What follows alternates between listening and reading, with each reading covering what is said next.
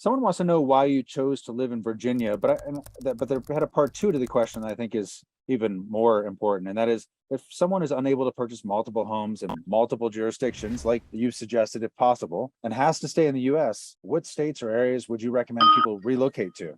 Well, I'd pick a rural location within the state, number one. I'd pick a red county where people are conservative. Look, place where I am here in Virginia, I'm on a river leading right into the Chesapeake Bay. So it's very convenient. I could go out if I chose and collect oysters or crabs or fish. It's nice, very pleasant venue, generally speaking, but sociologically, this is an interesting part of the country. It's when I drive to any of the nearby villages, it's full of small, well-kept houses. So this is telling me something about the nature of the people, number one. And number two, it's full of churches. There's a church every, it seems like sometimes every 50 yards, but certainly one every mile.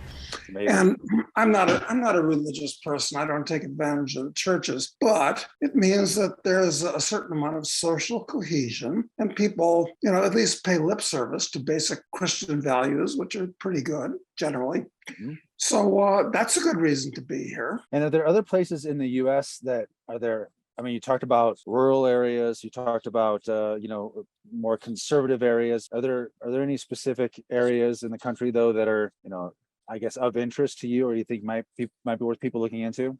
There was that Free State movement in New Hampshire, centering around Still is. Now, I've never been there. Well, I've been to New Hampshire, but I haven't been to the Free State movement area, and might be interesting. On the one hand, if there's too many like radical looking libertarians up there, it may attract too much attention from the bad guys. So that's a disadvantage. Yeah, I think one of the advantages of New Hampshire, though, as I understand it, is that a lot of the regulations are pushed down to the town level. So, whatever town you're in or whatever district you live in, essentially, there's a lot of the particular regulations are set at that local level. So, which kind of makes it decentralized by nature, which is a positive thing. Yeah, that might be good.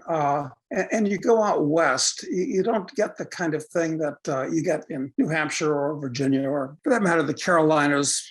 Small, well-kept houses, lots of churches. It's actually not a bad formula. No, it isn't. Okay, good.